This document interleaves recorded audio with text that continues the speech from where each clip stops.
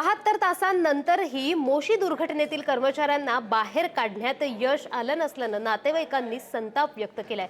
घटनास्थळी नातेवाईकांनी गर्दी केली आहे। नातेवाईकांना अश्रू अनावर झालेत। यावेळी नातेवाईकांनी उपमहापौर शर्मिला बाबर आणि आमदार गोरखे यांना घेराव घालत जाब विचारला।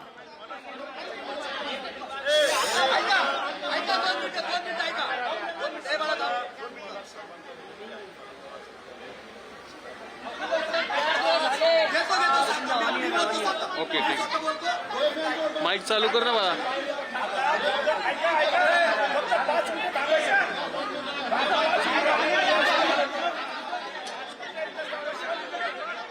मोशी दुर्घटनेतील कर्मचाऱ्यांच्या नातेवाईकांचा हा आपण संताप पाहतोय।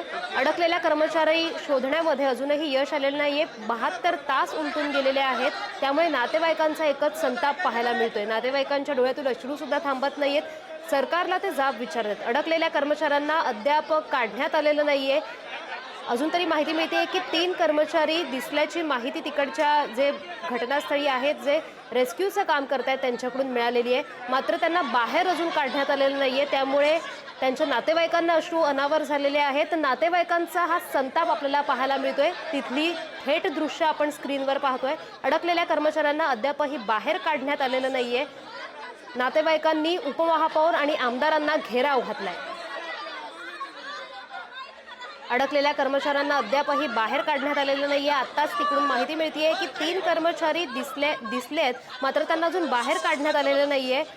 आधुनिक प्रकारच्या मशिनरीज वापरण्यात आलेल्या आहेत आणि त्यांच्या मदतीने हे पाडकाम सुरू आहे। मोबाईल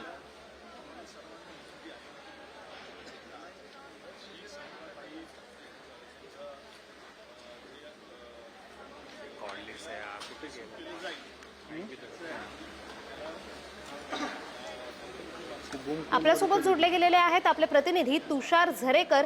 तुषार, सध्या तिथे काय परिस्थिती आहे त्याच्याबद्दलचे अपडेट्स?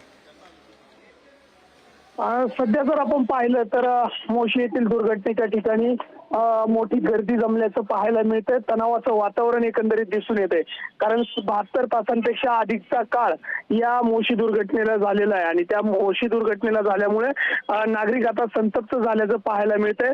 आतापर्यंत जर आपण पाहिलं तर जी शेवटचा जो व्यक्ती खरं तर सापडला होता, त्याला 48 तासांपेक्षा अधिकचा कालावधी उलटून गेलेला आहे।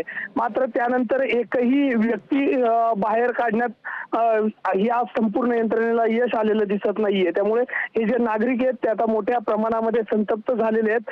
प्रथमतः त्यांनी महापौर रवी लांडगे असतील, त्यानंतर उपमहापौर शर्मिला बाबर असतील, आमदार अमित गोरखे यांना पहिल्यांदा घेरलं होतं। आता पोलिसांनाच या नागरिकांनी घेरलेलं आहे। त्यामुळे या संपूर्ण ठिकाणी मोठा जमाव उपस्थित झालेला आहे। थांबवतीये तिकडे काय सुरू आहे त्याची थेट दृश्य पाहूयात, संवाद ऐकूया। मोबाईल खाली करा, मोबाईल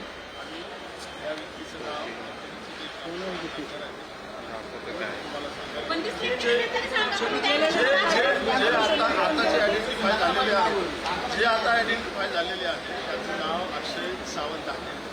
त्याला